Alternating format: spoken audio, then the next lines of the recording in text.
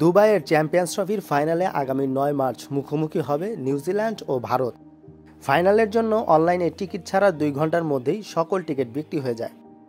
এবারের champions trophy অনুষ্ঠিত হচ্ছে পাকিস্তানের পাশাপাশি সংযুক্ত আরব আমিরাতেও। মূলত রাজনৈতিক বৈরিতার কারণে ভারত পাকিস্তানের যেতে রাজি না হওয়ায় হাইব্রিড পদ্ধতিতে অনুষ্ঠিত হয়েছে এবারের চ্যাম্পিয়ন্স ট্রফি, যেখানে ভারত তাদের সব ম্যাচ খেলছেন দুবাইয়ে।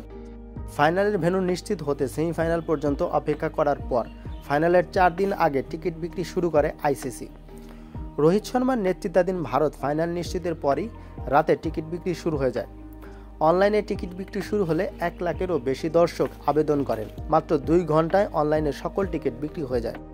ফাইনালের ভেন্যু দুবাই আন্তর্জাতিক স্টেডিয়ামের ধারণ ক্ষমতা ২৫,০০০, যেখানে টিকিটের সর্বনিম্ন দাম ধরা হয়েছে ২৫০ আমিরাতি দিরহাম, বাংলাদেশি মুদ্রায় যার পরিমাণ ৮,০০০ টাকার কিছু বেশি।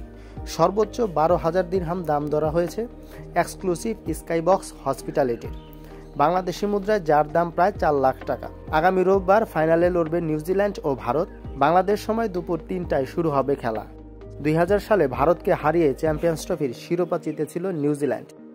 ২০০২ সালে শ্রীলঙ্কার সঙ্গে যৌথভাবে এবং ২০১৩ সালে ইংল্যান্ডকে হারিয়ে শিরোপা জিতেছিল ভারত।